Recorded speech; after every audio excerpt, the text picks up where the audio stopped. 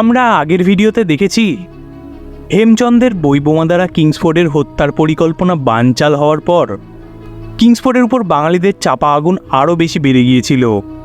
এরই ফলে ইংরেজ সরকার তাকে তড়িঘড়ি বিহারে ট্রান্সফার করে দিল। আর এই অবস্থায় তাকে হত্যা করার দায়িত্ব পড়ল দুইজন তরুণের কাঁধে, একজন প্রফুল্ল চাকি, অপরজন ক্ষুদিরাম বোস। আসলে ক্ষুদিরামের যাওয়ারই কথা ছিল না সেই দিন। তার স্থানে সুশীল সেনকে বেছে নেওয়া হয়েছিল অনুশীলন সমিতির দ্বারা, কিন্তু কোনো কারণবশত সেদিন সুশীল সেন সেখানে যেতে না পারায় ট্রেনের শেষ মুহূর্তে চেপে বসলেন প্রফুল্ল চাকির সঙ্গে ক্ষুদিরাম। ক্ষুদিরামের বয়স অল্প হলেও তার ইংরেজদের প্রতি ক্ষোভ এবং ঘৃণাই তাকে এই দুঃসাহসিক কাজের জন্য নির্বাচিত করতে বাধ্য করেছিল অনুশীলন সমিতিকে। তারা দুজন দীনেশচন্দ্র ও হরেন সরকার নাম নিয়ে বিহারের একটি ধর্মশালায় ওঠেন এবং সেখান থেকেই কিংসফোর্ডের উপর নজরদারি রাখতে থাকেন। নজরদারির মাধ্যমে তারা এইটুকু বুঝতে পারলেন কিংসফোর্ড মুজাফফর পার্কের বিপরীতে অবস্থিত ব্রিটিশ ক্লাবে প্রায় যাতায়াত করতেন এবং বেশ কিছুটা সময় কাটিয়েও আসতেন। দিনটি ছিল 24শে এপ্রিল 1908। তখন সন্ধ্যে 7টার আশেপাশে হবে। ক্ষুদিরাম এবং প্রফুল্ল চাকি ছাত্রের ছদ্মবেশে সকলের চোখের আড়ালে পার্কের সামনে গিয়ে হাজির হন এবং দেখতে দেখতে রাত 8:30টাও বেজে যায়।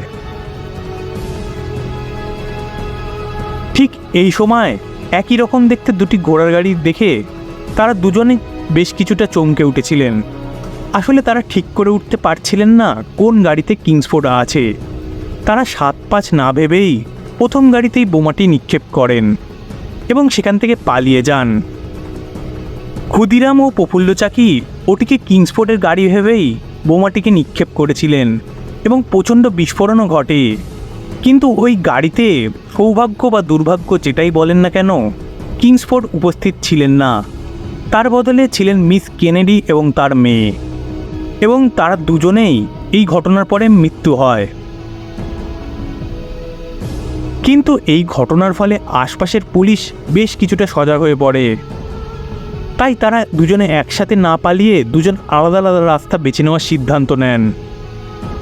এদিকে ঘটনাটা এতটাই আকস্মিকভাবে ঘটে গিয়েছিল, এর ফলে ক্ষুদিরামের বয়স অল্প হওয়ার কারণেও সে কিছুটা না বুঝেই তার জুতো জোড়া সেখানেই ফেলে পালিয়ে যায়। পরের দিন সকালে 25 মাইল দূরে ফেনী নামক একটি রেল স্টেশনে পৌঁছান তিনি।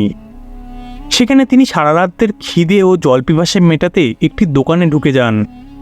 সেই দোকানে ঢোকার সময় সেই স্টেশনে মোতায়েন দুজন অস্ত্রধারী কনস্টেবল তাকে ধরে ফেলে। আসলে তার পায়ে জুতো না থাকায় তারা তাকে সন্দেহ করে। ক্ষুদিরাম তার পকেট থেকে রিভলভার বার করার পূর্বেই দুজন ভারতীয় ব্রিটিশ সিপাই তাকে নিরস্ত করে ফেলে, ফলে তিনি তাদের হাতে ধরা পড়ে যান। এরপর তার উপর শুরু হয় নির্মম অত্যাচার, কিন্তু ব্রিটিশ সরকার তার মুখ দিয়ে কারোর নাম বার করতে ব্যর্থ হন। এদিকে প্রফুল্ল চাকি অন্য একটি স্টেশন থেকে ট্রেনে উঠে গা ঢাকা দিয়ে থাকেন ট্রেনের মধ্যে। ট্রেনে করে কলকাতায় ফেরার সময় সেখানে থাকা এক সাদা পোশাকের বাঙালি সাব ইন্সপেক্টরের সঙ্গে তার আলাপ হয়। সেই সাব ইন্সপেক্টরের নাম ছিল নন্দলাল ব্যানার্জি। তিনি বেশ ভালোই বুঝতে পারেন ইনি প্রফুল্ল চাকি আর ইনি কালকের কাণ্ডের সঙ্গে জড়িত আছেন। তিনি তড়িঘড়ি ব্রিটিশ সরকারকে সেই খবর দিয়ে তাকে ধরিয়ে দেন। তবে তিনি শেষ পর্যন্ত নিজের রিভলভার দিয়ে নিজেকে শেষ করে ফেলেন। এর ফলে তিনি ব্রিটিশদের হাত থেকে মুক্তি লাভ করেন। এদিকে শুরু হয় ক্ষুদিরামের বিচার। এদিকে প্রথম দিকে তার হয়ে কোনো উকিলই দাঁড়াতে চাইছিলেন না ব্রিটিশদের ভয়ে। অতঃপর সতীশচন্দ্র চক্রবর্তী, কুলকমল সেন, নগেন্দ্রনাথ লাহিড়ীর মতো নামি দামি উকিলেরা ক্ষুদিরামের পক্ষে মামলা পরিচালনায় এগিয়ে আসেন। দিনটা 6 জুন 1904। মামলাও শুরু হয়। সবাইকে অবাক করে ক্ষুদিরাম নিজেকেই এ ব্যাপারের সঙ্গে জড়িত বলে স্বীকারোক্তি করে বসেন। কিন্তু বিচারক এই স্বীকারোক্তিকে এড়িয়ে আদালতের প্রচলিত নিয়মেই বিচার হবে বলে ঘোষণা করেন। রংপুর থেকে যাওয়া 3 আইনজীবী 2 দিন সরকারি সাক্ষীদের জেরা করেন। ক্ষুদিরামের উকিলরা এই যুক্তি দেন যে এই ঘটনার সময় ক্ষুদিরামের গায়ে একটি ভারী কুত্তি, কোট ও 2টি পিস্তল এবং বেশ কিছুটা কার্তুজ ছিল, তাই ওই পরিমাণ ওজন নিয়ে তার পক্ষে এত ক্ষিপ্রতার সাথে বোমা ছুড়ে মারা প্রায় অসম্ভব ছিল। তাছাড়া প্রফুল্ল চাকি ক্ষুদিরামের থেকে বলিষ্ঠ গড়ানের, এবং তাদের ধারণা প্রফুল্ল চাকির পক্ষে এই কাজটি করা সম্ভব। তবে ক্ষুদিরামের পক্ষে লড়া উকিলরা অনেক চেষ্টা করেও ক্ষুদিরামকে নিজের দোষ অস্বীকার করানোর জন্য রাজি করাতে পারলেন না।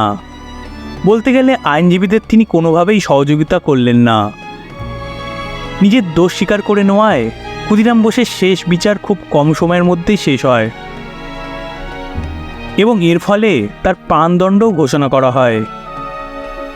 সেই সময় বাল গঙ্গাধর তিলক তার সংবাদপত্র কিশোরীতে দুজন নবীন যুবককে সমর্থন করে আওয়াজ তোলেন অবিলম্বে স্বরাজ চাই, যার ফল হলো অবিলম্বেই ব্রিটিশ ঔপনিবেশিক সরকার দেশদ্রোহিতার অপরাধে বাল গঙ্গাধর তিলককে গ্রেপ্তার করেন। ক্ষুদিরামের ফাঁসির আদেশ শুনে গোটা বাংলা গর্জে উঠেছিল। রাস্তায় নেমে পড়েছিল হাজার হাজার বিপ্লবী জনতা। এমন ঘটনা কিছুতেই মানতে পারেননি কেউ। আর ক্ষুদিরাম তিনি যেন লোককে অবাক করে দিতেন। 18 বছরের একটি ছেলে কিভাবে নিজেকে স্বীকারোক্তিতে ফাঁসির আদেশ নির্ভয়ে মেনে নিতে পারে। 11ই আগস্ট 1908, সময় তখন ভোর 5টা। 15 ফুট উচ্চতায় এক মঞ্চ প্রস্তুত করা হয়। চারপাশে পুলিশ পহরা, দুদিকে দুটি খুঁটি আর একটি লোহার রড দ্বারা যুক্ত, মাঝখানে বাঁধা একটি গোছা দড়ি। শেষ হাসি দিয়েই মঞ্চে উঠে সোজা হয়ে দাঁড়ালেন সদ্য কিশোর পেরোনো এক যুবক। ব্রিটিশ পুলিশরা অবাক দৃষ্টিতে চেয়ে আছে।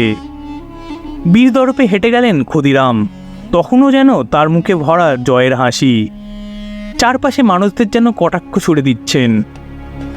সবুজ রঙের পাতলা টুপিতে মাথা থেকে গলা ঢেকে দেওয়া হলো তার। উপস্থিত এক প্রহরী হাত ততক্ষণ বসে গিয়েছে কোনায় স্থাপন করা হ্যান্ডেলের উপর। উডম্যান সাহেব ঘড়ির দিকে তাকিয়ে উড়িয়ে দিল তার হাতে থাকা সাদা রুমালটি। নিমিষে বালকটি হারিয়ে গেল কোনো এক অতল গহ্বরে।